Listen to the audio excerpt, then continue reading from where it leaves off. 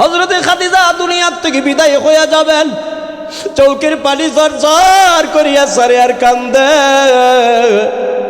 আমার নবী ডাক দিয়ে বলেন, খাদিজা কি দুঃখ তোমার মনে, কেন কান্দো রে খাদিজা? হযরতে খাদিজা বলেন, দুইটা কারণে কান্দি। কয়টা কারণে? দুইটা কারণে কান্দি। এক নাম্বার কারণ, আমি খাদিজা বিদায় হয়ে গেলে আপনার ইয়াতীম নবীর বিপদের সাথী, খাদমতের সাথী কে হবে গো নবীজি? এজন্য আমি কান্দি। দুই নাম্বার কান্নার কারণ হলো, আমি খাদিজা যে বিদায় হয়ে যাব, আমি কি নিয়ে আমার প্রভুর দরবারে যাব? এজন্য আমি কান্দি। প্রথম কান্নার কারণের জবাব হযরতে ফাতেমা রাদিয়াল্লাহু আনহা বলতেছেন, ও আম্মা জান, এই জন্য আপনার চিন্তার কোনো কারণ নাই। আপনি মা বিদায় হয়ে গেলে গো, আমি ফাতেমা আমার বাবার খেদমত করব। জোরে কোন সুবহানাল্লাহ। এই জন্য হাদিসের মধ্যে আছে, আমার নবী যখন দ্বীনের দাওয়াত নিয়ে যাইতেন, নবীজির কোমরের মধ্যে ছোট্ট একটা মেয়ে ধরে রাখতেন, লঙ্গির মধ্যে ধরে রাখতেন, কোমরের কুশের মধ্যে ধরে রাখতেন। ওই মেয়েটা ছিল হযরতে ফাতেমা রাদিয়াল্লাহু আনহা। জোরে কোন সুবহানাল্লাহ। এ বাবা, দুই নাম্বার কান্নার কারণ, কি নিয়ে যাবে প্রভুর দরবারে? এই জন্য কান্দে। আমার নবী ডাক দিয়ে বলেন, খাদিজা কান্দো না, যাও রে যাও, বিদায় দিলাম। তুমি যাইয়া আমি নবীর পক্ষ থেকে তোমার সতীনদেরকে আবার সালাম জানাইয়া দিও। সুবহানাল্লাহ। হযরতে খাদিজা কাঁদতেন আর বলেন, ইয়া রাসূলুল্লাহ, 25 বছরের যৌবনকালে আমি 40 বছরের বুড়িকে বিয়ে করেছিলেন। আমার আগে তো আপনি বিয়েই করেন নাই, তাহলে আমার আবার সতীন কোত্থেকে আসলো গো নবীজি? আমার বুঝে আসে না। আল্লাহর নবী, বিশ্ব নবী রাহমাতুল লিল আলামিন বলেন, ও খাদিজা, জান্নাতের ভিতরে বিবি আসিয়া এবং মরিয়মের সাথে আমি বিশ্ব নবীর বিয়া হবে। জোরে কোন সুবহানাল্লাহ। ওরা আছে জান্নাতে, তুমিও যাইবা জান্নাতে। জান্নাতের সার্টিফিকেট পেয়ে গেলেন, পাওয়ার পরেও খাদিজা কান্দে আর কান্দে। এ দুনিয়ার মুসলমান, এখন নবীজি জিজ্ঞাসা করেন, খাদিজা এখন কেন কান্দো? হযরতে খাদিজা জবাব দেন, আরো দুইটা কারণে কান্দি, আরো দুইটা দাবি আপনার কাছে পূরণ হবে কিনা জানতে চাই। নবীজি বলেন, কি দুইটা দাবি বলো, চেষ্টা করব। হযরতে খাদিজা বলেন, ইয়া রাসূলুল্লাহ, এক নাম্বার দাবি হলো, আমি খাদিজা বিদায় হয়ে গেলে আপনি নবীর গায়ের একটা জামা আমার কাফনের সাথে দিয়া দিবেন। নবীজি, আপনার গায়ের জামাটাও যদি আমার কাফনের সাথে থাকে, আর ফেরেশতারা যদি আয়া দেখে গো, নবীর জামার খাতিরে আমাকে সম্মান দিবে। জোরে কোন সুবহানাল্লাহ। দুই নাম্বার, আমার লাশটা কবরে রাখার পরে সমস্ত সাহাবায়ে কেরাম চলে আসবেন, আপনি নবীজি আইসেন না, আবার কবরের কিনারে একটু দাঁড়িয়ে থাকবেন। কতক্ষণ? যতক্ষণ কবরের ফেরেশতার সালামের উত্তর আমি খাদিজা দিতে না পারি। সুবহানাল্লাহ। ঈমান যদি থাকে, দুনিয়াতেও শান্তি, পরকালেও পাওয়া যাবে জাহান্নামের আগুন থেকে মুক্তি। ঈমান যদি না থাকে, আমল যদি না থাকে, দুনিয়াতেও শান্তি নাই, পরকালেও জাহান্নামের আগুন থেকে মুক্তি নাই। তাহলে বাবা, ঈমানের দরকার। কিসের দরকার? আমি যে আয়াতে কারিমা সর্বপ্রথম তেলাওয়াত করলাম, সেই আয়াতে কারিমায় আল্লাহ তাআলা বলেন, ওয়াল্লাযীনা আমানু আশাদ্দু হুব্বাল লিল্লাহ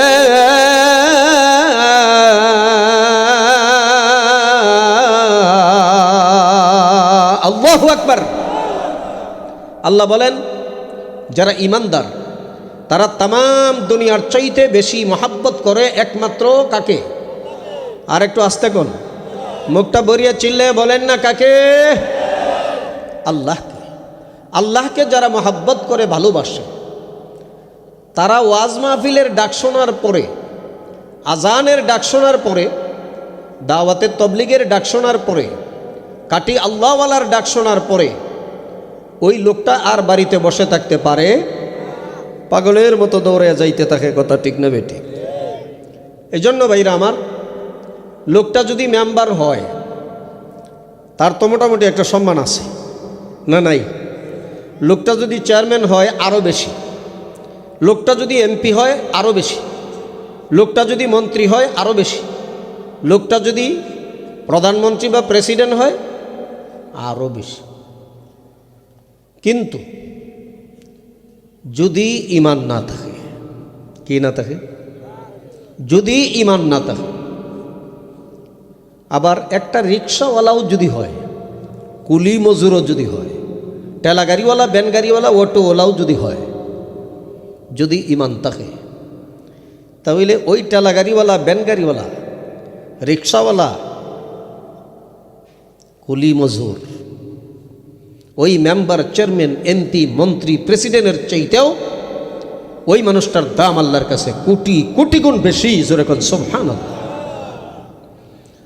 হাও হাও দিল কি পোশা মান আনাম, হাও হাও দিল কি পোশা মান আনাম, সদ হাজার আন্দর হাজার আয়াশক নাম।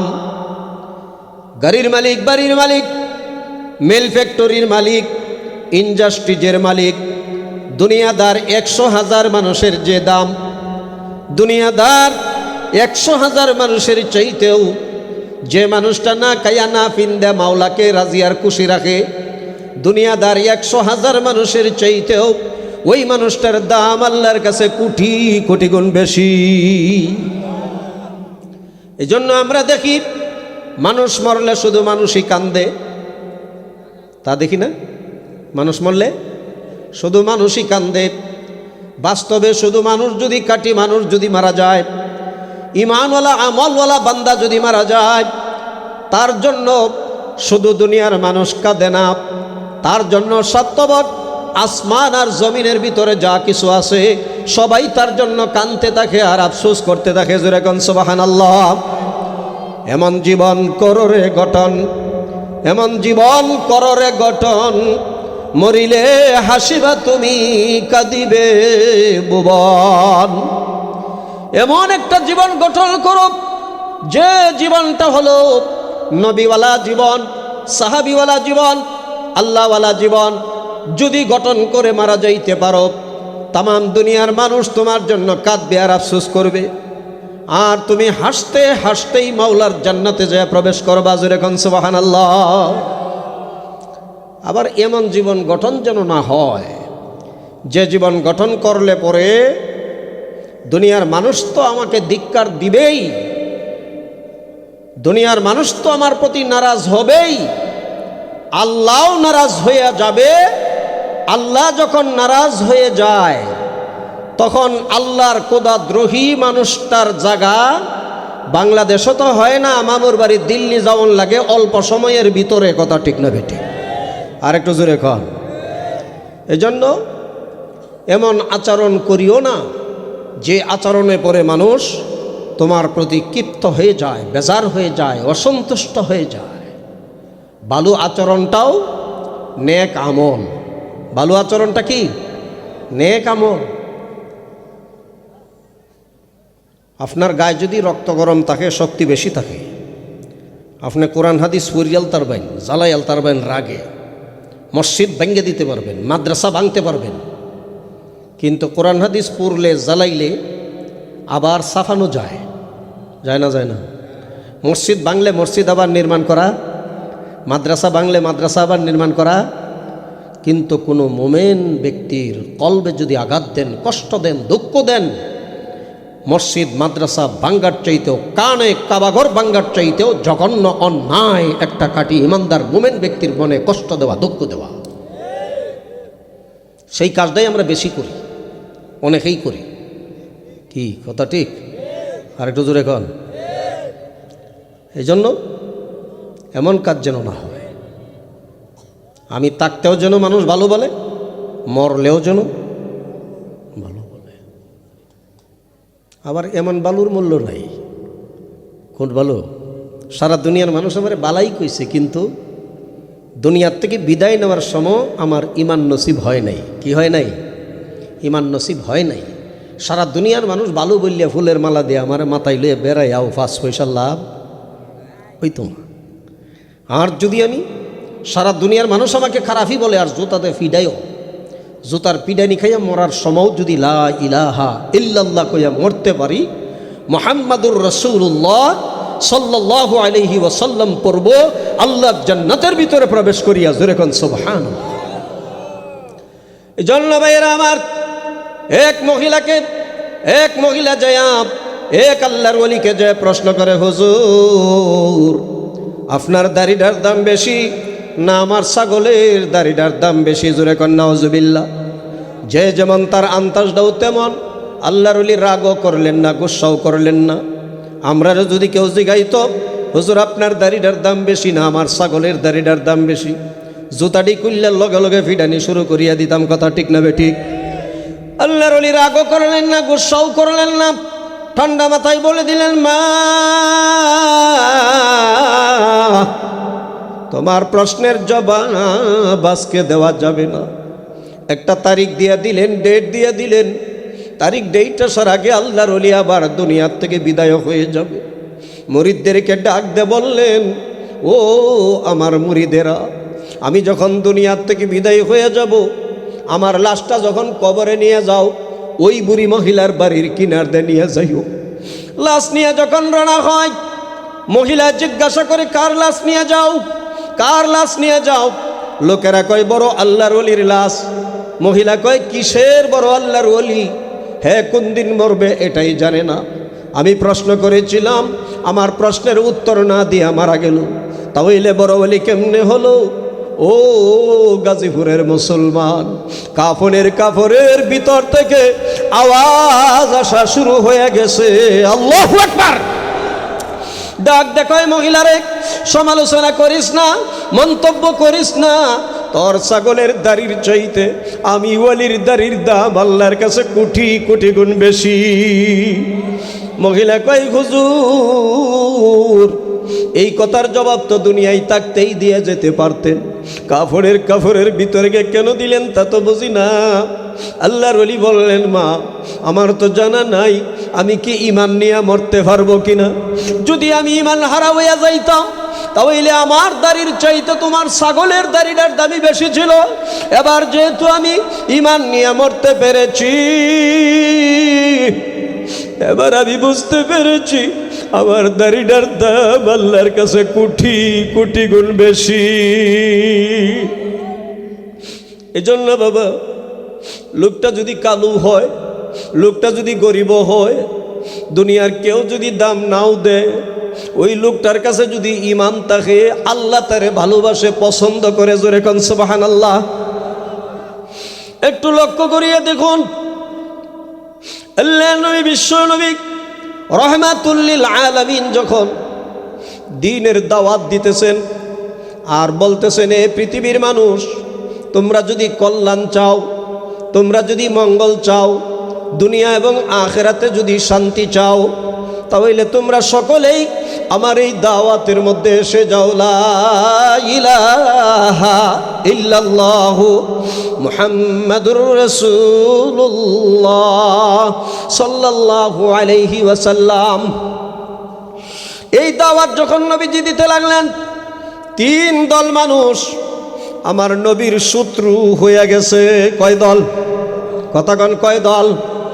এক নম্বরে রাষ্ট্রের প্রেসিডেন্ট, এক নম্বরে রাষ্ট্রের প্রেসিডেন্ট, দুই নম্বরে ধনাঢ্য কোটিপতিরা, তিন নম্বরে কায়েমি স্বার্থবাদী সুবিধাবাদী এক দল আছে। বাংলাদেশে আছে না নাই? অন্য অন্য দেশে তো আছেই, বাংলাদেশেও আছে, আছে না? যেদিকতে মেগাইয়ে ওদিকে ছাতি ধরে নিজের সুবিধা অর্জন করার জন্য হালালডারে হারাম বানায়, হারামডারে হালাল বানায়। এই ধরনের কিছু নামদারি মুসলমানও সমাজে বাস করতেছে। কি কথা ঠিক না বেটি? খুব সাবধান, খুব সতর্ক থাকবেন, সচেতন থাকবেন, কান কারা রাখবেন। আলেমের সুরত দরিয়া, মাওলানার সুরত দরিয়া আপনাকে আমাকে ধোঁকা দিবে, জাহান্নামের পথে ধার করবে। এজন্য সতর্ক থাকতে হবে মুসলমান। কথা ঠিক না বেটি? এখন একটা ঘটনা শোনেন। আবু জেহেল্লা নাম শুনছেন তো নাকি? তার বন্ধু দুইজন প্রাইভেট রুমে বইয়া কূটনীতি দুর্নীতির আলোচনা করতেছে। এক পর্যায়ে আবু জেহেল্লাকে তার বন্ধু প্রশ্ন করে যে, বন্ধু একটা কথা জিগাইতাম, সত্য কথা বলবেন কি? কো বলেন তো। বলো, কি বলবা? মুহাম্মদ সাল্লাল্লাহু আলাইহি ওয়াসাল্লাম যে কথাগুলি বলে এগুলি কি সত্য না মিথ্যা? আবু জাহেল কয় কারোর সাথে বলবা না তো? কয় না, জীবনেও কইতাম না, জীবনেও। বুঝেন নাই কথা? আবু জাহেলের বন্ধু কি কয়? জীবনেও কার সাথে বলবে না। আবু জাহেল কয় মুহাম্মদ সাল্লাল্লাহু আলাইহি ওয়াসাল্লাম যা বলে সব সত্য। জোরে কোন সুবহানাল্লাহ। সব কি? এখন তার বন্ধু প্রশ্ন করে, আচ্ছা মুহাম্মদ সাল্লাল্লাহু আলাইহি ওয়াসাল্লামকে পাগল বলেন, জাদুকর বলেন, মারপিট করেন, অত্যাচার করেন, রক্তাক্ত করেন, জুলুম করেন, এগুলি কেন করেন? এগুলি যদি আমি না করি তা আমার দলও একটা লোকও থাকতো না, সব যাইব মুহাম্মদের দলে। তা আমার দল, আমার নেতৃত্ব টিকায় রাখতে হলে মুহাম্মদ সাল্লাল্লাহু আলাইহি ওয়াসাল্লামকে পাগল বলতে হবে, জাদুকর বলতে হবে, মারপিট করতে হবে, অত্যাচার করতে হবে, নির্যাতন করতে হবে, জুলুম করতে হবে। জোরে কোন নাউজুবিল্লাহ। এবার দেখেন, নিজের স্বার্থ হাসিলের জন্য আমার সত্য নবীকেও রক্তাক্ত করছে, অত্যাচার করছে, নির্যাতন করছে, জুলুম করছে, পাগল বলছে। আবার কেসাত পড়লে আবার নবীরে মানছেও। জোরে কোন সুবহানাল্লাহ। কেসাত পড়িয়া এটা রেখো সিফালিল্লাহ। এটা কি? সিফালিল্লাহ। সিফালিল্লাহ তোরে আমার নবীরে মানছেও। কেমনে মানছে?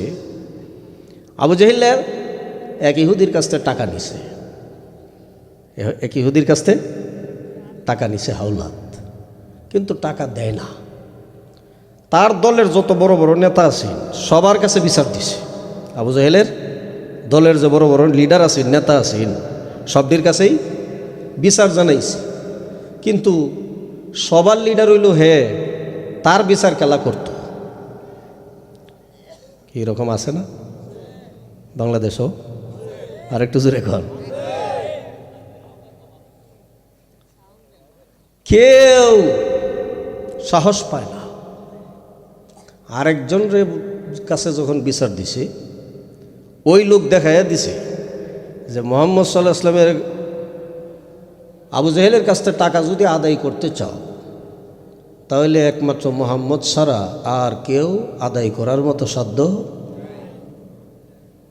মূলত কিন্তু দেখাইয়া দিছে ঝগড়া লাগানির লাগে। কি লাগানির লাগে? আবু জাহেলের সাথে নবীজিকে কোন্দল লাগানির লাগি, মারামারি লাগানির লাগি। দেখানির উদ্দেশ্যটা কিন্তু ওইটা। ওই লোক আর এটা বিশ্বাস করতে পারছে না, বুঝতে পারছে না, না বুঝিয়া নবীজির কাছে গিয়ে বলছে, নবীজি আবু জাহেলের কাছে কিছু টাকা পাই, তার দলের যত লিডার মিডার আছেন সবার কাছে বিচার দিলাম, কেউ আদায় করে দিতে পারে না, তার কাছে বলার মতোই সাহস পায় না। অনেক ঘোরাফেরা করার পরে শুনতে পেরেছি একমাত্র বলে আপনিই টাকাটা আদায় করে দিতে পারবেন, এছাড়া আদায় করে দেওয়ার মতো আর কেউ বলে নাই। তাই নাকি?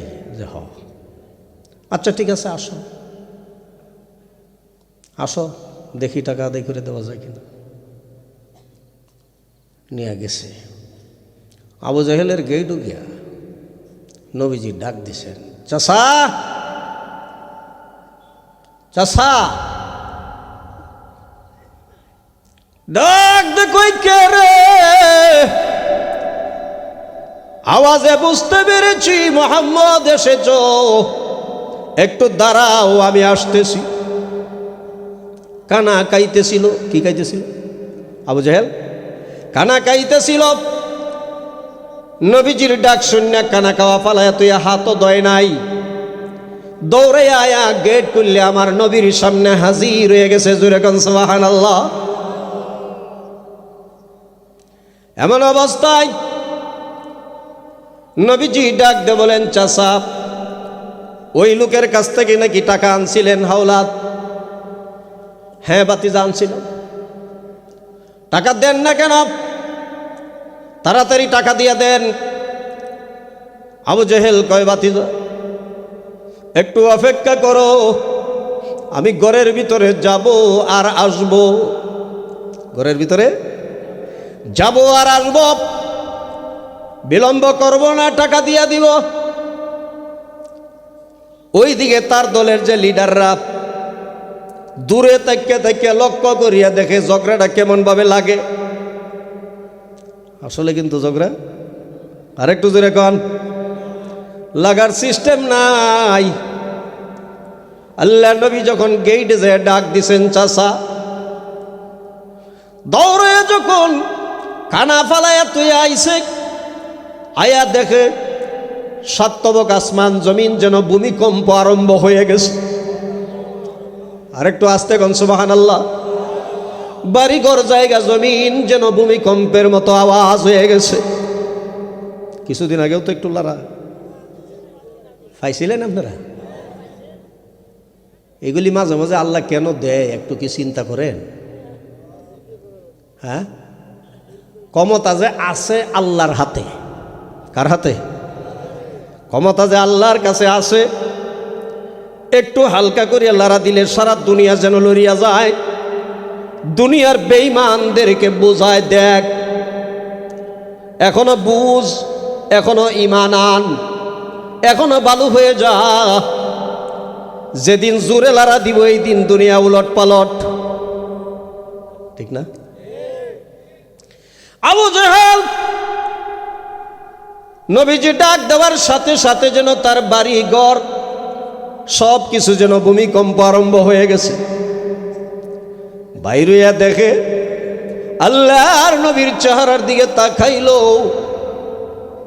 তাকানির সাথে সাথে লক্ষ্য করিয়া দেখে আমার নবীর ডান কান্দের মধ্যে একটা বিশাল সাপ, নবীজির বাম কান্দের মধ্যে আর একটা বিশাল সাপ। সাপ মুখ মেলাইয়া হা করিয়া ডাক দেখো, আবু জেহেল টাকা দিবে না আমার পেটে ঢুকবে। সুবহানাল্লাহ। টাকা দিবে না আমার পেটে ঢুকবে। এই আবু জেহেল ডরাইয়া তাড়াতাড়ি টাকা দিতে বাধ্য হয়ে গেল। টাকা দিয়া দিল। নবীজি চলে যাওয়ার পরে তার লিডাররা আয়া কয়, তলে তলে চাচা বাতিজা টিকি আছো, উফরে উফরে আমরা রে বোঝাও পাগল জাদুকর। কই না না, তোমরা জানো না বাতিজা আমার গেইটে আয়া দাঁড়ায়া ডাক দেওয়ার সাথে সাথে যেন আমার বাড়ি ভূমিকম্প আরম্ভ হয়ে গেছে। এরপরে যখন বাইরে বাতিজার চেহারার দিকে তাকায়া দেখি দুইটা বিশাল সাপ ডাকতেছে, টাকা দিবে না আমি সাপের পেটে আইবে। এবার ডাক দেখো, আমার দলের লিডাররা শোনো, তোমরা কি চাও তোমরার দলের লিডার সাপের পেটের ভিতরে যাও? কই না না না, বাচ্চা থাকেন, বাচ্চা থাকেন, সাপের পেটের ভিতরে যখন কি এটা আমরা চাই। আরেকটু জোরে কর। তো সিফালিল্লাহ বললে মানে, কিন্তু এমনে মানে না। এই জন্য ভাইরা আমার, ইমান যদি থাকে, আমল যদি থাকে, দুনিয়াতেও নিরাপদ, পরকালেও নিরাপদ। ইমান যদি না থাকে, আমল যদি না থাকে, দুনিয়ার জিন্দিগিটারও নিরাপত্তা নাই। পরকালের জিন্দিগিটা তো জাহান্নামে অনন্ত অসীমকাল জ্বলতে হবে। কথা ঠিক না বে ঠিক? এই জন্য আসুন ভাইরা আমার, একটু লক্ষ্য করিয়া দেখুন, আল্লাহর নবী বিশ্ব নবী রাহমাতুল লিল আলামিন বলছেন, আকাশের নিচে জমিনের উপরে আমার খাদিজার চাইতে ভালো মহিলা আর নাই। জোরে কোন সুবহানাল্লাহ। এত বড় কথা আমার নবী বললেন, নবী বলেন নাই, আল্লাহ তাআলা বলাইছেন দুইটা কারণে। কয়টা কারণে? জোরে কোন। দুইটা কারণে বলাইছেন। এক নম্বর কারণ হলো আল্লাহর পরে যার মর্যাদা, সমস্ত সৃষ্টির ঊর্ধ্বে যার মর্যাদা, সেই বিশ্বনবী রাহমাতুল লিল আলামিনের বিবি হয়ে যাওয়ার কারণে আল্লাহ তার শান মান এত বেশি বাড়াইয়া দিয়েছেন। জোরে কোন সুবহানাল্লাহ। দুই নম্বর কারণ হলো হযরতে খাদিজা লক্ষ লক্ষ কোটি কোটি টাকা সম্পদের মালিক ছিলেন।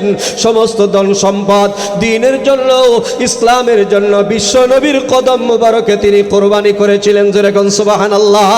এত শানওয়ালা মানওয়ালা ইজ্জতওয়ালা মহিলা, তার শান মান সারা রাত বয়ান করলেও শেষ নবী বিশ্ব নবী রাহমাতুল লিল আলামিন হযরত জিবরাইল আলাইহিস সালামকে নিয়ে আলাপ আলোচনা করতেছিলেন গারে হেরা জবালে নূরে বৈশা বৈশা।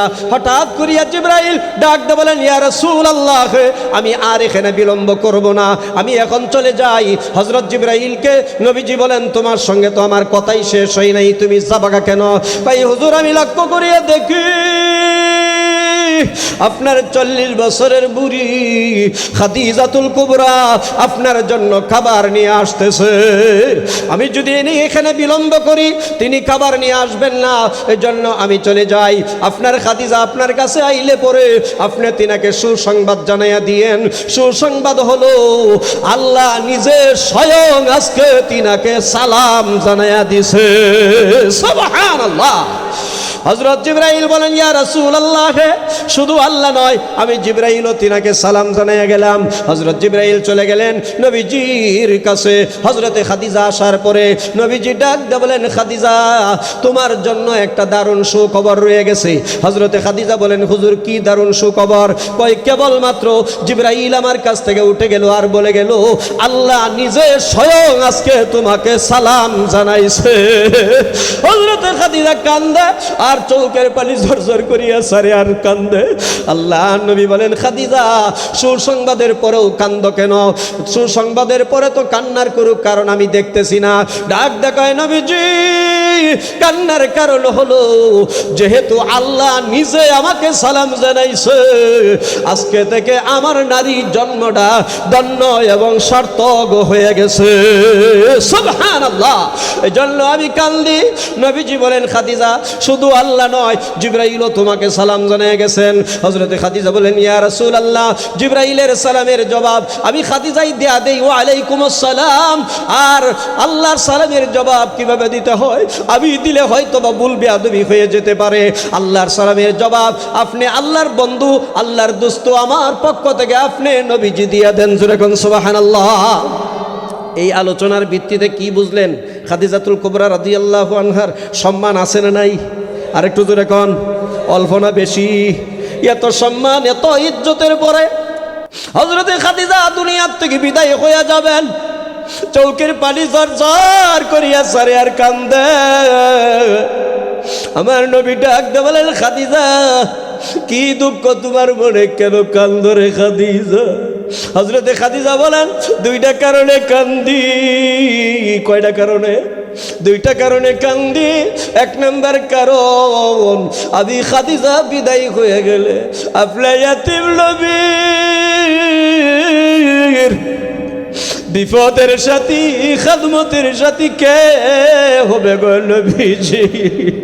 এজন্য আমি কান্দি। দুই নাম্বার কান্নার কারণ হলো, আমি খাদিজা যে বিদায় হয়ে যাব, আমি কি নিয়ে আমার প্রভুর দরবারে যাব? এজন্য আমি কান্দি। প্রথম কান্নার কারণের জবাব হযরতে ফাতেমা রাদিয়াল্লাহু আনহা বলতেছেন, ও আম্মা জান, এই জন্য আপনার চিন্তার কোনো কারণ নাই।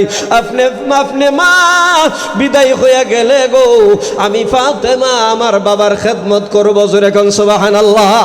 এই জন্য হাদিসের মধ্যে আছে, আমার নবী যখন দ্বীনের দাওয়াত নিয়ে যাইতেন, নবীজির কোমরের মধ্যে ছোট্ট একটা মেয়ে ধরে রাখতেন, লঙ্গির মধ্যে ধরে রাখতেন, কোমরের কুশের মধ্যে ধরে রাখতেন। ওই মেয়েটা ছিল হযরতে ফাতেমা রাদিয়াল্লাহু আনহা। জোরে কোন সুবহানাল্লাহ। এ বাবা, দুই নাম্বার কান্নার কারণ, কি নিয়ে যাবে প্রভুর দরবারে? এই জন্য কান্দে। আমার নবী ডাক দিয়ে বলেন, খাদিজা কান্দো না, যাও রে যাও, বিদায় দিলাম। তুমি যাইয়া আমি নবীর পক্ষ থেকে তোমার সতীনদেরকে আবার সালাম জানাইয়া দিও। সুবহানাল্লাহ। হযরতে খাদিজা কাঁদতেন আর বলেন, ইয়া রাসূলুল্লাহ, 25 বছরের যৌবনকালে আমি 40 বছরের বুড়িকে বিয়ে করেছিলেন। আমার আগে তো আপনি বিয়েই করেন নাই, তাহলে আমার আবার সতীন কোত্থেকে আসলো গো নবীজি? আমার বুঝে আসে না। আল্লাহর নবী, বিশ্ব নবী রাহমাতুল লিল আলামিন বলেন, ও খাদিজা, জান্নাতের ভিতরে বিবি আসিয়া এবং মরিয়মের সাথে আমি বিশ্ব নবীর বিয়া হবে। জোরে কোন সুবহানাল্লাহ। ওরা আছে জান্নাতে, তুমিও যাইবা জান্নাতে। জান্নাতের সার্টিফিকেট পেয়ে গেলেন, পাওয়ার পরেও খাদিজা কান্দে আর কান্দে। এ দুনিয়ার মুসলমান, এখন নবীজি জিজ্ঞাসা করেন খাদিজা এখন কেন কান্দো? হযরতে খাদিজা জবাব দেন, আরো দুইটা কারণে কান্দি, আরো দুইটা দাবি আপনার কাছে পূরণ হবে কিনা জানতে চাই। নবীজি বলেন কি দুইটা দাবি বলো, চেষ্টা করব। হযরতে খাদিজা বলেন ইয়া রাসূলুল্লাহ, এক নাম্বার দাবি হলো আমি খাদিজা বিদায় হয়ে গেলে আপনি নবীর গায়ের একটা জামা আমার কাফনের সাথে দিয়া দিবেন। আর নবীজি আপনার গায়ের জামাটাও যদি আমার কাফনের সাথে থাকে, আর ফেরেশতারা যদি আয়া দেখে গো নবীর জামার খাতিরে আমাকে সম্মান দিবে। যেরকম সুবহানাল্লাহ। দুই নাম্বার, আমার লাশটা কবরে রাখার পরে সমস্ত সাহাবায়ে কেরাম চলে আসবেন, আপনি নবীজি আইসেন না, আবার কবরের কিনারে একটু দাঁড়িয়ে থাকবেন। কতক্ষণ? যতক্ষণ কবরের ফেরেশতার সালামের উত্তর আমি খাদিজা দিতে না পারি। সুবহানাল্লাহ। দেখছেন বাবা, কবরের কি ভয়, আল্লাহর কি ভয়, জাহান্নামের কি ভয়। আমার ভাইয়েরা, হযরতে খাদিজার লাশটা কবরে রাখার পরে সমস্ত সাহাবায়ে কেরাম চলে আসলেন। নবীজি কবরের কিনারে দাঁড়ায় দাঁড়ায় কান্দে। হযরত আবু বকর রাদিয়াল্লাহু আনহু ডাক দিয়ে বলেন ইয়া রাসূলুল্লাহ, সকলেই বাড়িতে চলে গেল, আপনি আসেন চলে যাই। নবীজি বলেন আবু বকর আপনিও চলে যাইতে পারেন, কিন্তু আমি নবী যাব না, আমার একটু দেরি হবে। ও দুনিয়ার মুসলমান, নবীজি কবরের কিনারে দাঁড়িয়ে দাঁড়িয়ে কান্দে। আল্লাহ তাআলা জিবরাইল আলাইহিস সালামকে ডাক দিয়ে বলেন জিবরাইল, আমার বন্ধু কাঁদলে আমি আল্লাহ সইতে পারি না। জিবরাইল, আমার বন্ধুরে যে কান্দতে নিষেধ দাও। আমার বন্ধুকে যে বলো বাড়িতে তার ফাতেমা কানতে কানতে তার আম্মার জন্য বেকারার হয়ে যাইতেছে, আমার বন্ধু যেন না কান্দে, আমার বন্ধুর কলিজার টুকরা নয়নের ফুতুলি ফাতেমা যেন না কান্দে। আর আমার বন্ধু যে কারণে খাদিজার কবরের কিনারে দাঁড়িয়ে দাঁড়িয়ে কান্দে, এই জন্য কান্নার কোনো কারণ নাই। আমি আরশের মালিক আল্লাহ নিজে স্বয়ং তার কবরের জবাব দেওয়া দিব। জোরে কোন সুবহানাল্লাহ। ও দুনিয়ার মুসলমান, এই কবরে কি যাব না যাব না? যাব না যাব না? ইচ্ছাই হোক অনিচ্ছাই হোক, বুঝে ধরলেও বুঝে না ধরলেও যেতেই হবে, না যায় উপায়। আর একটু জোরে কোন কুল্লু নাফসিন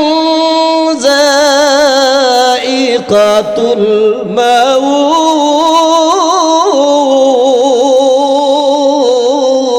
আল্লাহু আকবার। মৌতের ফেলা চাকতেই কথা কয় না, বুঝেন নাই? মৌতের ফেলা পৃথিবীর সকল প্রাণীদেরকেই চাকতে হবে, কথা ঠিক? আর একটু জোরে খান, বুঝে ধরলেও বুঝে, ইচ্ছাই হোক অনিচ্ছাই। आज मरना कल मरना मरना तो एक दिन है, आज जाना कल जाना जाना तो एक दिन है। आज मरी और कल मरी बाबा मरते ही होबे, आज জানাজা হোক অথবা কালকে হোক হবেই হবে, কথা ঠিক না বেঠিক? कदरे कुदरत तदारी हर से काही आकुनी, कदरे कुदरत तदारी हर से काही आकुनी। मुर्दरा तो जाने बख्शी जिंदरा बेजाकुनी, मुर्दरा तो जाने बख्शी जिंदरा बेजाकुनी। शक्तिमानो खुदा তুমি কত শক্তিদার, মৃত্যুরে প্রাণ দাও জীবিতরে মারো। মরা মানুষগুলি জেতা করতেছেন, আবার জেতা মানুষগুলি মারতেছেন। কি শক্তি তার, কি মহান আল্লাহ। বাবা মরার পরে যে আবার উঠতে হবে, এটাও তো মনটার মধ্যে একটু বিশ্বাস রাখনের দরকার। আর একটু জোরে কন, আর একটু জোরে কন। আপনি কি ভাবতেছেন দুনিয়া মজবুত করে ধরছেন আর ছাড়বেন না, ঠিক না? যত মজবুত করে ধরেন না কেন, দুনিয়া আপনি ছাড়তে না চাইলে কি হবে? দুনিয়াই তো ধাক্কা মারিয়া ছাড়বেই। কি কথা ঠিক না? মেয়ের যখন বিয়া পড়ানো হয়ে গেছে, একটা এক্সাম্পল কই, মেয়ের বিয়া পড়াই হয়ে গেছে, জামাই বাড়ি বিদায় করে দিবে। এমন সময় মেয়ে ঘরের কামের মধ্যে মজবুত করে ধরছে, ধরে কো দুলা ভাই যাইতাম না, জামাই বাড়ি যাইতাম না। আচ্ছা হ্যাঁ, না করলে কি হবে? যেতে হবে। আর একটু জোরে কর, যেতে হবে কি না? এটা আগের যুগের কথা কইতেছি, এখনের যুগে তো আর দেওয়ান লাগে না। দেওয়ানের আগেই মোবাইলটা তুলে কো হ্যালো তুমি কই? কো আমি অমুক জায়গা। কো কারো আমি আইতাছি। এই যে সহালে বইটি ফানজাত লয়ে গেছে, বিকালে আর ফিরিয়ে আইছে, এরকম ঘটনাও বাংলাদেশও আছে না? নাই। এদিকে গেলে অনেক সময়ের দরকার, এদিকে যাই না। আসুন, এখন ওই যুগের একটা মেয়ে ঘর থেকে বের করতে মা বাবার খুব কষ্ট হইতো। ঘরের কামের মধ্যে ধরছে, ধরে কো দুলাভাই যাইতাম না, জামাই বাড়ি যাইতাম না। আচ্ছা, তারপরে দুলাভাই কোনো মতে আটটি ফুসকাইয়া কুলে করিয়া নৌকাতনে তুলছে। নদীর এই ফারে জামাই বাড়ি, এই ফারে হইল বাপের বাড়ি। নৌকা তোলার পরেও জামাই বাড়ির দিকে ফিস দিয়া বাপের বাড়ির দিকে ফিরে বই রয়েছে, যাইতো না। নৌকার মাঝখানে যে কাঠটি, এটির মধ্যে মজবুত করে ধরছে, ধরে কো দুলাভাই যাইতাম না। দুলাভাইকে না যাবো এতাম। হ্যাঁ, কি মনে করো? বইয়ে তো রয়েছে মজবুত করে ধরে লিয়া যাইতো না। মাঝি কি বই রয়েছে? কথা কয় না। মাঝি মাঝি তার কাম। কিছুক্ষণ পরে নৌকা যখন নদীর ঘাটে লাগিয়ে গেছে, দোলাভাইকে যদি নাই যাও তো নৌকাতে লামো। নৌকাতে লামিয়া বুরকার মুখ আঙ্গাইয়া দেহে জামাই বাড়ি পৌঁছে গেছে। মুসলমান, হাসির কথা বলি নাই, হাসতেছেন। আপনার আমার হায়াতের নৌকাটাও কিন্তু ওয়াজও গেলেও যাইতাছে, তবলিগও গেলেও যাইতাছে, গানও গেলেও যাইতাছে, টিভিত গেলেও যাইতাছে, সিডিত গেলেও যাইতাছে, চাষটার আড্ডা মারলেও হায়াতের নৌকা কিন্তু বাবা চলছেই, চলবেই। না জানি কোন দিন, কোন সময়, কোন মুহূর্তে হায়াতের নৌকা যায় মৌতের ঘাটে লেগে যায়, মসজিদের মাইকে মাইকে এলান শুরু হয়ে যায়। আব্বাস আলী ইদ্রিস আলী ইন্তেকাল করিয়াছেন। এই এলান হবে না? হবে না?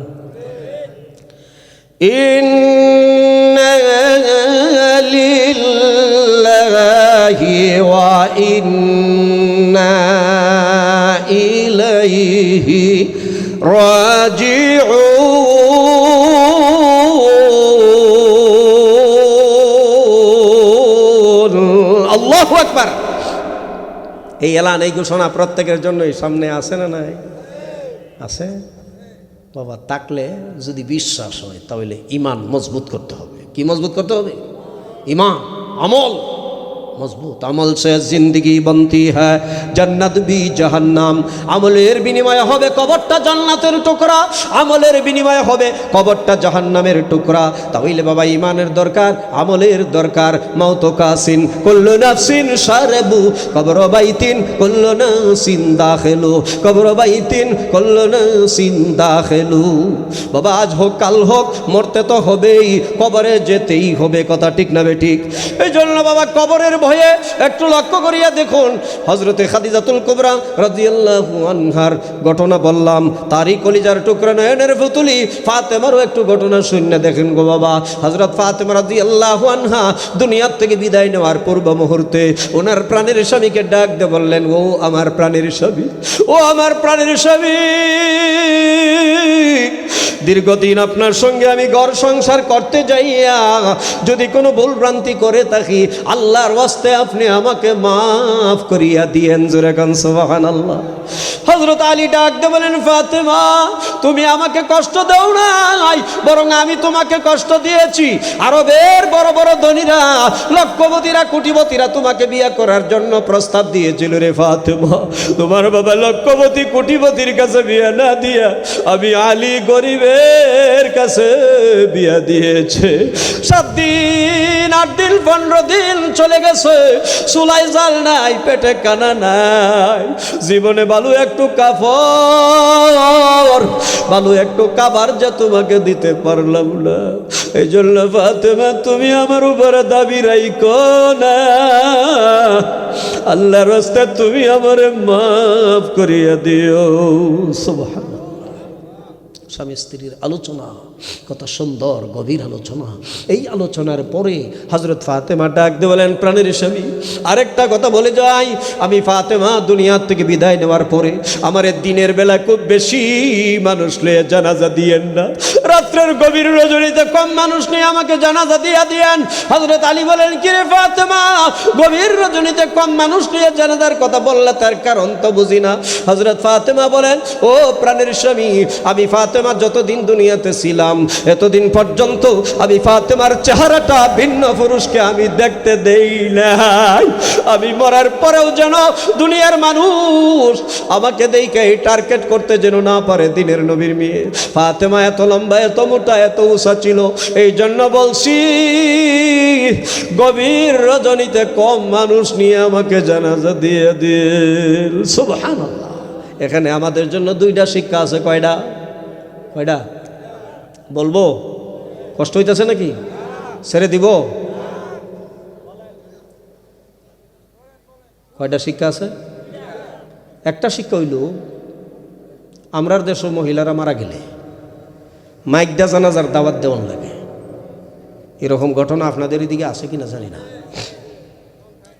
বিশেষ করে সভাপতি, সেক্রেটারি, ক্যাশিয়ারের বউ যদি মারা যায়, মাইকটাতে কইতে দেরি যদি হইয়া যায়, ইমাম মুয়াজ্জিনের চাকরি লয়ে টানাটানি লাগবে। এরকম ঘটনাও বাংলাদেশের জায়গায় জায়গায় আছে। আছে না নাই? কারণ সভাপতি তাহে আওয়ামী লীগের বড় নেতা, সেক্রেটারি তাহে বিএনপির বড় নেতা, আর ক্যাশিয়ার তাহে জাতীয় পার্টির বড় নেতা। এখন তিন দলের তিন নেতা কমিটির মেইন। অনেকবার আওয়ামী লীগ সভাপতির বারাত গেলেও ধমক, বিএনপির বারাত গেলেও ধমক, জাতীয় পার্টির বারাত গেলেও ধমক। ইমাম সাহেবকে লা ইলাহা ইল্লা আনতা সুবহানাকা ইন্নী কুনতু মিনাজ জালিমিন। কোনো মতে মাস্টার যাক, বেতনটা লিয়ে বাড়ি চাই। কি কথা ঠিক না? বেটারও তো চাকরির বয় আছে, কি করব? রিজেকের মালিক কি? আর একটু জোরে কর। হক বলার কারণে যদি চাকরি চলে যায়, চলে যাক, হক ছাড়া যাবে না।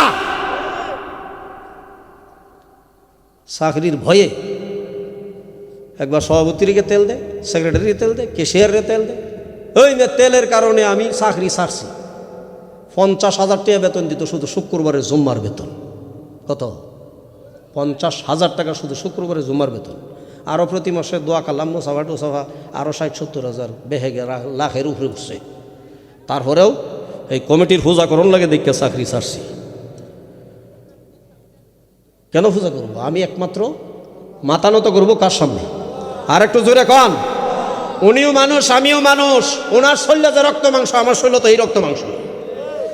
ওনারা তো আমার ভয় পাওয়ার কোনো কারণ? ভয় পাইব একমাত্র রিজেকের মালিক, একমাত্র। চাকরি থাকলে তাক, গেলে রিজেকের মালিক যেহেতু আল্লাহ, আল্লাহ যেহেতু সৃষ্টি করছেন, অবশ্যই আমার কানার ব্যবস্থা করবে না? করবে না? ওইদিকে আলোচনা করলেও বহু সময়ের দরকার। এখন সভাপতি সাহেবের বউ মারা গেলে, সেক্রেটারি সাহেবের বউ মারা গেলে, ক্যাশিয়ার সাহেবের বউ মারা গেলে মাইকদা জানাজার দাওয়াত দেওয়ান লাগবো। মানুষে জানুন লাগবো যে বড় লোকের বউটা মারা গেছে। কি কথা ঠিক না? হযরত ফাতেমার ফাওয়ের দুলার কণার সমান তো আপনার আমার বউয়ের মর্যাদা হবে। আর একটু জোরে কর। উনি যদি বলেন গভীর রাত্রে কম মানুষ নিয়ে জানাজা দিও, তাহলে আপনার আবার বউ মারা গেলে মাইকদা জানাজার দাওয়াত দেওয়া লাগবে না। যত কম মানুষ নিয়ে তাড়াতাড়ি কবরে শোয়া দেওয়া যায়। 2 নম্বর, এই কথাই বুঝাইছেন তিনি পর্দায় ছিলেন। কি কথা ঠিক? কি বুঝাইছেন? আর আমরার পর্দা কু সংগ্রামের পরেতে পর্দা সিরিয়া ফিরে কই গেছে বাবা। পর্দার ওয়াজ করে লাভ নাই। আমি বহুত চিন্তা করে দেখছি, আমার দাদা 70 বছর পর্দার বয়ান করছে। কত বছর? কত বছর? আমার দাদা 70 বছর পর্দার বয়ান করিয়া কবরে গেছে। আমার বাপেও 60 বছর বয়ান করিয়া কবরে গেছে। আমিও 35 বছর পর্দার বয়ান করতেছি। আমার ছোট ভাই গাজীপুর বাইপাস বগুড়া কেন্দ্রীয় মসজিদের ইমাম 7 বছর, হ্যাঁ 19 বছর বয়ান করতেছে পর্দার বয়ান। আমারও 5 ছেলের মধ্যে 3 নম্বর ছেলে বক্তা, 9 বছর ধরে বয়ান করে, হ্যাঁ পর্দার বয়ান করে। কিন্তু পর্দা যতই পর্দার ওয়াজ হইতেছে, ততই পর্দা খালি সিরিয়া ফাইরিয়া খালি বাইর হইতেই আছে। কি কথা ঠিক না? পর্দার বয়ান করলেও বহু সময়ের দরকার, এদিকে যাই না। এবার আসুন, হযরত ফাতেমা কি বলছেন? গভীর রাত্রে কম মানুষ নিয়ে আমাকে জানাজা দিয়ে দিও। ভাইরা আমার, হযরত ফাতেমা রাদিয়াল্লাহু আনহা দুনিয়া থেকে বিদায় নেওয়ার পরে হযরত আলী হযরত আবু যর গফারি রাদিয়াল্লাহু আনহুকে ডাক দিয়ে বললেন, এ আবু যর, তুমি আমার স্ত্রীর কবরটা একটু খনন করিয়া দাও। জোরে কোন সুবহানাল্লাহ। কারে কবর খনন করার হুকুম দিলেন? আল্লাহর নবী বিশ্ব নবী রাহমাতুল লিল আলামিন 10 জন সাহাবীকে বিনা হিসাবে বিনা বিচারে জান্নাতের সার্টিফিকেট দিয়েছিলেন। কয়জন? কথা কয় না কয়জন? ওই 10 জনের একজন হলেন হযরতে আবু যর গফারি, আর একজন হলেন হযরতে আলী রাদিয়াল্লাহু আনহু। জোরে কোন সুবহানাল্লাহ। জান্নাতের সার্টিফিকেট ওয়ালা পুরুষের স্ত্রীর কবর কারা কুদে? আরেক জান্নাতের সার্টিফিকেট ওয়ালা। আর আমরার দেশ কবর কারা কুদে? দুনিয়ার যত বেনামাজি, বেরোজগার, বেহায়া, বেসরা, নিলজ্জা, সুদখোর, মদখোর, জিনাখোর, দাড়ি সাসুন্যা, সাটুন্যা, কাটুন্যা, এ বাবা কবরও কুদ্দে থাকে, আবার 2 আঙ্গুল্যা কামটাও করতে থাকে। এমন ঘটনাও আমি নিজের চৌকে বাংলাদেশে দেখছি। যারে দে ইচ্ছা তারে দে কবর কুদানো যাবে না। একজন নেককার পরহেজগার মহিলা, একজন নেককার বালু ব্যক্তি দিয়া কবরটা খনন করান, এই উসিলাও আল্লাহ তারে মাফ করিয়া দিতে পারে। জোরে কোন সুবহানাল্লাহ। হযরতে আবু যর গফারি রাদিয়াল্লাহু আনহু হযরতে ফাতেমার কবরটা কুদ্দা শেষ করিয়া কবরটাকে ডাক দিয়ে বলতেছেন, কবর, তোর মধ্যে আজকে কাকে শুয়াইব তুই জানোস রে? তার মধ্যে এমন একজন মহিলা শুয়াইতাছি, যে মহিলাটাকে আল্লাহ দুনিয়ার সমস্ত জান্নাতি মহিলাদের সর্দার এবং লিডার বানাইছে, হযরত ফাতেমা। জোরে কোন সুবহানাল্লাহ। ওই ফাতেমাকে শুয়াইতাছি রে কবর, এর সাথে কোনো বেয়াদবি করবি না। এই কথা বলার পরে বাবা কবরে কোনো আওয়াজ নাই, শব্দ না। আবার ডাক দেবে, কবর, তার মধ্যে এমন একজন মহিলা শুয়াইতাছি, যে মহিলার স্বামীকে আল্লাহ দুনিয়ার সমস্ত কাফেরের ভাগ বানায় পাঠাইছে আলী। ওই আলীর স্ত্রীর শুয়াইতাছি রে কবর, সাবধানের সাথে কোনো বেয়াদবি করবি না। এই কথা বলার পরেও কবরে কোনো আওয়াজ নাই, সারা নাই, শব্দ নাই। আবার ডাক বলে, কবর, তোর মধ্যে এমন একজন মহিলা শুয়াইতাছি, যে মহিলার 2টা ছেলে, দুনিয়ার যত যুবক জান্নাতে যাবে সমস্ত জান্নাতি যুবকদের লিডার আল্লাহ বানাইছে। হযরত ইমাম হাসান হুসাইনের মারে শুয়াইতাছি রে কবর, সাবধানের সাথে কোনো বেয়াদবি করবি না। এই কথা বলার পরেও কবরে কোনো আওয়াজ নাই, সারা নাই, শব্দ নাই। আবার ডাক দিলে, কবর, তার মধ্যে এমন একজন মহিলা শুয়াইতাছি, যে মহিলার বাবার খাতিরে আল্লাহ পাক 7 তবক আসমানের জমিন বানাইছেন, অসংখ্য মাখলুকাত আল্লাহ সৃষ্টি করেছেন। ওই নবীজির কলিজার টুকরা নয়নের পুতুলি ফাতেমার শুয়াইতাছি রে কবর, সাবধান রে, এর সাথে কোনো বেয়াদবি করবি না। এই কথা বলার, এই 4টা কথা বলার পরে বাবা কবরের জবান খুলে গেছে। সুবহানাল্লাহ। কি খুলছে? কি খুলছে? কবরের জবান খুলে গেছে। কবরটা মানুষের মতো কথা বলা শুরু করিয়া দিছে। ডাক দেখো, এ আবু যর, কি শোনাও তুমি আমারে? কি ভয় দেখাও? আমি কবর দুনিয়ার সমস্ত জান্নাতি মহিলাদের সর্দার খাতুনে জান্নাত ফাতেমাকে আমি কবর চিনিলাম। দুনিয়ার সমস্ত কাফেরের বাগ বানায় পাঠাইছে আলী, আর স্ত্রীরেও আমি কবর চিনিলাম। দুনিয়ার সমস্ত জান্নাতি যুবকদের লিডারের মাকেও আমি কবর চিনি না। আল্লাহর নবীর কলিজার টুকরা নয়নের পুতুলি মা ফাতেমা, আল্লাহর নবীর কলিজার টুকরা নয়নের পুতুলি ফাতেমাকেও আমি কবর চিনি না। আমি কবর চিনি একমাত্র ইমানের আমল। ইমানের আমল দুনিয়ার যে কেউ ভালো করি আমি কবরের কাছে আসবে, আমি কবর তার জন্য জান্নাতের বিছানা হইয়া যাব। ইমানের আমল দুনিয়ার যে কেউ খারাপ করি আমি কবরের কাছে আসবে, আমি কবর ডাইনের মাটি বামে চাপ দিব, বামের মাটি ডাইনে চাপ দিব, উপরের মাটি নিচে চাপ দিব, নিচের মাটি উপরে চাপ দিব। একটা হাড্ডির ভিতর দিয়া আর একটা হাড্ডি ঢুকাইয়া হাড্ডিগুলো চূর্ণ বিচূর্ণ করিয়া দুনিয়ার এক কিনারের মাটি অপর কিনারে পৌঁছাইয়া দিব।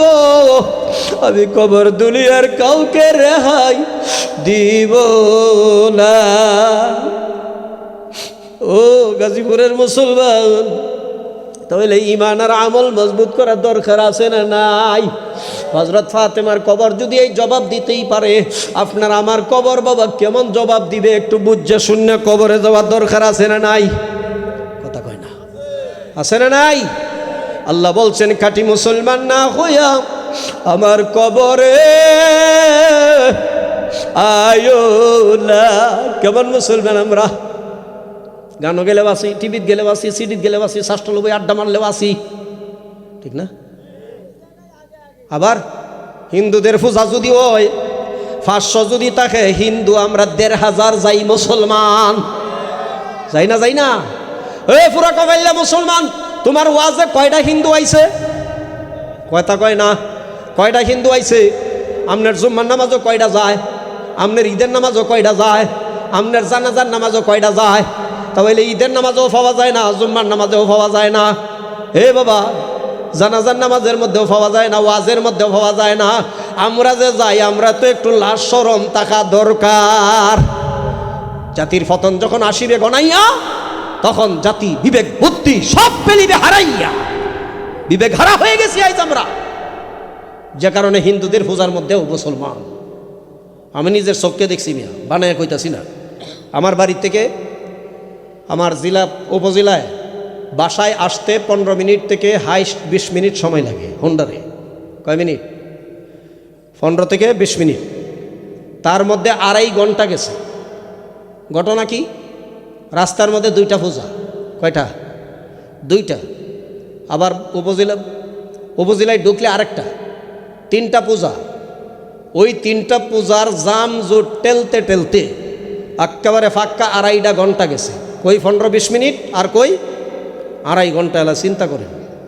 পরে আমি এই জামের ভিতরে হুন্ডার চালাইছি আর একটু ফলো করছি যে ব্যক্তি হিন্দুর বাচ্চা না মুসলমানের বাচ্চাও আছে। আমি একটু জরিপ করছি, কারণ এলাকা যেহেতু মোটামুটি চিনারও তো আর বাকি, অন্তত অন্যবাই না চিনলেও মাহফিলও বয়ান করি যে শ্রোতাটির চেহারাটি তো অনেক সময় চৌকো বাইশ্য থাকে। কি কথা ঠিক না? গত 5 দিন কই জানি মাহফিলও গেলাম, বয়ান শেষ করে আসার সময় দেখি মসজিদে নামাজটা ভরিয়া বাইরিয়া টুপি দাড়ি পাঞ্জাবি জুব্বা সব আছে, তারপরে টিভিটার হাইন ছায়া যে রইছে, ফাতি মারে না। কি মুসলমান ওরা! কষ্ট হইতেছে। হ্যাঁ, ছেড়ে দিব না আর একটু চলবো? হ্যাঁ, ঘুমে ধরছে না? না ঘুম নাই? জীবনে কত ঘুমাইছো? বাচ্চা থাকলে আরো ঘুমাইবেন, কথা ঠিক না? হ্যাঁ, আমি তো আইজও না, কাইলো না, পরশু দিনও না, আগের দিনও না, তার আগের দিনও না, আজকাও না, আগামী কাইলো না, তারপরের দিনও না, তারপরের দিনও এইভাবে 35 বছর দিনে রাইতে চিল্লাইতেই আছি। আশা কি? উদ্দেশ্য কি? আল্লাহ যেন মাফ করে, আল্লাহ যেন মাফ করে। সবাই বলে না আমিন। আগামীকালকে 3টা মাহফিল। অসুস্থ, হাঁটতে পারি না, আমি চলতে পারি না। গতকালকেও এমন অসুস্থ দিনের বেলায় কোলে করে আমাকে প্রস্রাবখানা নিছে 2 বার, টয়লেটও নিছে 1 বার, কোলে করে আমাকে প্রাইভেট করে উঠেছে। এমন অসুস্থর পরেও দিনে রাইতে এখনো কষ্ট করতেই আছি, বয়ান করি। আশা কি? হ্যাঁ, জীবনে এত ঘুমাইলেন, বাচ্চা থাকলে আরো ঘুমাইবেন, কিন্তু একদিন জিজ্ঞাসলেন যে আল্লাহ আমরা সবাই ঘুমাই, তুমি আল্লাহ কেন ঘুমাও না? একটু কইবা। বউয়ের বেজাল মিটাই পারি না, কোন সময় জিগাইতাম। কি কথা ঠিক না? আল্লাহ যে ঘুমায় নাই কথা কই আছে? কোরআন শরীফের 3 পারা 1ম পৃষ্ঠা আয়াতুল কুরসি আল্লাহ বলছেন, লা তাখুযুহু সিনাতুন ওয়ালা নাওম।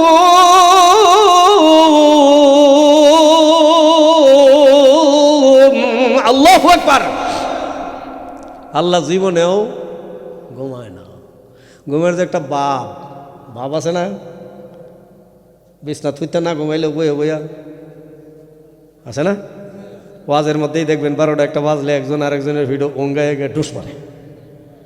হেইটা সৌম্য উঠে, ভাই কিসে? আমার দোষ? কার দোষ? ঘুমের দোষ, ঘুমের দোষ। নাইট কোচ বাসের মধ্যেও দেখবেন কিছু মানুষ সিটও বয়ে বইয়া। আর কিছু সিট ওই হেলাইন দেয়া ঘুমাই যাচ্ছে, ঠিক না? আর একবার যখন বাস যেটা বই অঙ্গাইতেছে এইটা সামনের সিট ওকে ডুস মারছে, ও ড্রাইভার গাড়ি দিকে চালাইতে না, ড্রাইভারের দোষ। হ্যাঁ, সবাই সিট হেলাইন দিয়ে ঘুমাইছেন, হ্যাঁ হেলাইন দিয়ে ঘুমাইতো, হ্যাঁ বই অঙ্গাইছেন ফেরে। তো আল্লাহ ঘুমায় না তো ঘুমায় না, ঘুমের যে একটা বাপ এইটাও জীবনে। আল্লাহ নবী হজরত মুসা আলাইহিস সালাতু ওয়াস সালাম জিজ্ঞাসা করেছিলেন, আল্লাহ আমরা সবাই ঘুমাই, তুমি আল্লাহ কেন ঘুমাও না, একটু কইবা। আল্লাহকে প্রশ্ন যেহেতু করছ উত্তরও পাইবে, ইন্টারভিউ হইব, পরীক্ষা। ইন্টারভিউ কি? গ্লাস অফ আনিল লয়ে কারো এ তাক পরে কয়াম কেন ঘুমাই না। পরীক্ষাটা মোটামুটি সহজ না? সহজ। হ্যাঁ, প্রশ্ন যেমন কঠিন, পরীক্ষাও তত কঠিন। ফানি লইয়া খার হইছে 12টা 1টা বাজলেই মুসা আলাইহিস সালামের চোখ চোখ ঘুমাইস না, আল্লাহর আদেশ সারা রাত ফানি লইয়া খার হইতাম লাগবে। আচ্ছা চোখ কি আর কথা মানে, হাসা ঘুমে ধরলে 2টা 2:30টার সময় আদরতে গ্যালেসটা ঘুরিয়ে ফানি লেগেছে জমিন মিশিয়া। আল্লাহ ডাক দেখো মুসা রে, একটা রাত তুই পানি লইয়া দাঁড়ায় থাকতে পারলে না রে মুসা, আমি আল্লাহ কেন ঘুমাই না?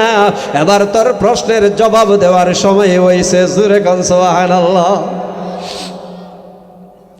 আপনাদের আমাদের ময়মনসিংহ থেকে নাইট কোচ বাদ যায়, আপনাদের ঢাকায়ও আসে, তারপরে ওইদিকে চট্টগ্রাম সিলেটও যায়।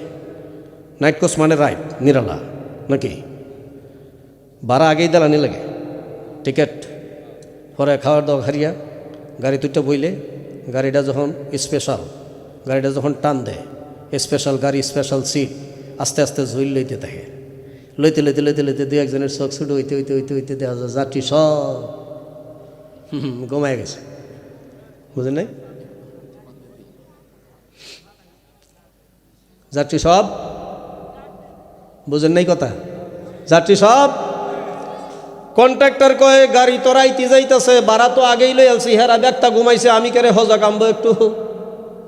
কন্ট্রাক্টরও, অ্যাসিস্ট্যান্ট কয় যাত্রী সব ঘুমাইছে, কন্ট্রাক্টরও ঘুমাইছে, গাড়ি তো রাইতে যাইতেছে, রাস্তা তো খালি আছে, তা আমবো একটু। অ্যাসিস্ট্যান্টও। আর যেমন ড্রাইভার যদি কয় হেরা ব্যাগটা ঘুমাইছে, আমবো একটু ঘুমাইল, গাড়ি সিলেট যাইব তো। হ্যাঁ, বৈরব গিয়া মেঘনা নদীর তলাত পড়িয়া যাত্রী, অ্যাসিস্ট্যান্ট, কন্ট্রাক্টর, ড্রাইভার ফানি খাইয়া সুবাইয়া ভরিয়া সব মরিয়া সাফ হয়ে যাইব। কথা ঠিক না বেটি? আরেকটু জোরে কন। আল্লাহ ডাক দেখো মুসা রে, আমি আল্লাহ সারা দুনিয়ার ড্রাইভার, আমি আল্লাহ সারা দুনিয়ার পরিচালক, আমি যদি ঘুমায় থাকি আমার আদরের বান্দারা বিপদে পড়িয়া, মুসিবতের মধ্যে পড়িয়া, পানির মধ্যে আগুনের মধ্যে পড়িয়া, আমি আল্লাহকে আল্লাহ কইয়া চিৎকার মারিয়া যখন ডাক দিবে, আবার আদরের বান্দারে বিপদ থেকে মুসিবত থেকে কে তরাইয়া দিবে? আমার বান্দার প্রতি দয়া করে মায়া করে আমি আল্লাহ জীবনের জন্য ঘুম হারাম করে দিলাম। সুবহানাল্লাহ। তা আল্লাহ যদি সারা জীবন আমরা এই ঘুম হারাম করতে রে, ওই আল্লাহর জন্য আপনারও আমারও কিছু ঘুম হারাম করা দরকার। আর একটু জোরে কোন আছে না নাই? তাহলে বাবা শেষ কর্মসূচি দেই, কারণ আমার সাথে আর একটু বিপদও আছে। বিপদটা হইল 5টা ছেলে, তো এটা হইলো ছোটো ছেলে, 5 ছেলের মধ্যে এটা হইলো শেষ আল্লাহ দিছে। হ্যাঁ, ছোটোটা একটু জ্বালা যন্ত্রণা বেশি করে বাপেরে, কি কথা ঠিক না? মাহফিল আইবই, তার মা মারছেও, তারপরেও আইবই। হ্যাঁ, অন চিন্তা করলাম ছোটো খেলে তোর তো একটু বিরক্ত হইবে, আমরাও করছি বাপেরে, কি করছি না? করছি না? অনেক সময় দেখছি বাপে তো যাইতেই পারছে না, পরে লাস্টে তখন তো গাড়ি করেও ছিল না, দেখছি বাপে কুলে করিয়াও নিছে, কান্দে করিয়াও নিছে। তো যাই হোক, মনে হয় তার একটু বেমজাই লাগতেছে।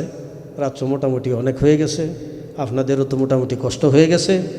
আইসি যেহেতু আপনাদের এই সাইডে আর কোনো দিন কোনো সময় আমি আসি নাই, এটাই ফার্স্ট। হজরত মাওলানা, হ্যাঁ জি, আব্দুল খালেক বিন আমিন সাহেব, তিনি আমাকে অত্যন্ত মহাব্বত করিয়া ভালোবাসা দাওয়াত দিছেন। আসলে কিন্তু আসার মতো, বয়ান করার মতো সাধ্য শরীরে নাই, তারপরেও আসছি। কেন? হুজুররা তাড়াতাড়ি আটলে একদলে কয় কি মৌলবী কার বাড়ির দাওয়াত পাইছে যে পাগল হয়ে যাইতেছে, কাইতু তাড়াতাড়ি গেলেও দোষ। আস্তে আস্তে যদি যায় তো কয় কার বাড়ির কাইছে যা, ওহন আর আটটা যাইতারে না। তাড়াতাড়ি গেলেও দোষ, আসতে গেলেও দাওয়াতরা কেনা গেলে যে কত দোষ সেইটার তো সীমাই নাই। কি কথা ঠিক না? একদলে কেবো দাওয়াতি বুধ দিছে না, আরেক দলে কেবো গাড়ি ভাড়া বুধ দিছে না, আরেক দলে কেবো যোগাযোগ বুধ করছে না, আরেক দলে কেবো এমনি বুধ নাম দিছে, আরেক দলে কেবো যে অন্য টিয়া বেশি পাইছে হে নগেছে গাই নইছে না। তা আমরা তো দোষের কোনো শেষ। এই অসুস্থ শরীর লইয়াই বাঙ্গাসুরা কিছু আলোচনা করলাম। সারা বাংলাদেশ আমারে চিনে এবং জানে নেত্রকোনার লাডিওয়ালা হুজুর, নেত্রকোনার লাডিওয়ালা হুজুর, লাডি লইয়া খারুইয়া বয়ান করি। সারা বাংলাদেশে আমরা 4 জন লাডি লইয়া খারুইয়া বয়ান করি, তার মধ্যে আমি একজন, আরও 3 জন আছে। যাই হোক, তো এই অসুস্থর কারণে বসে বসে একটু বাঙ্গাসুরার সময় অল্প সময় দিলাম, বাঙ্গাসুরা কিছু আলোচনা করলাম। আল্লাহ তাআলা যেন আপনাকে আমাকে সকলকে যেন আমল করার তৌফিক দেয়, সবাই বলেন আমিন। আসুন, হাদিসের মধ্যে আছে 3 ব্যক্তির দোয়া। কয় ব্যক্তি? মুস্তাজাবুদ দাওয়াত হচ্ছেন 3 জন। 3 ব্যক্তির দোয়া 100% গ্যারান্টি কবুল হবেই হবে। 1 নম্বরে মুসাফির, 2 নম্বরে মাজলুম অত্যাচারিত আল্লাহর পাগল, 3 নম্বরে মা বাপ যদি সন্তানের জন্য দোয়া করে 100% সিউরিটি ওই 3 ব্যক্তির দোয়া আল্লাহর দরবারে কবুল হবেই হবেই হবে। জোরে কোন সুবহানাল্লাহ। 1 নম্বরে কি? মুসাফির। 48 মাইল পার হয়ে গেলে লোকটা মুসাফির হয়ে যায়। কয় মাইল? কয় মাইল? কয় মাইল? তো নেত্রকোনার থেকে আপনাদের এই গাজীপুর মনে হয় 348 হইব নাকি? হ্যাঁ, আবার আগামীকালকে মাহফিল নরসিংদী 3টা, মাগরিবের পরে একটা, এশার পরে একটা, আরেকটা হইল ময়মনসিংহ ঈশ্বরগঞ্জ। তো সফরে বের হয়ে গেছি, আমি মুসাফির। আপনাদের জন্য, এলাকার জন্য, জিন্দাদের জন্য, মুর্দাদের জন্য দোয়া করব।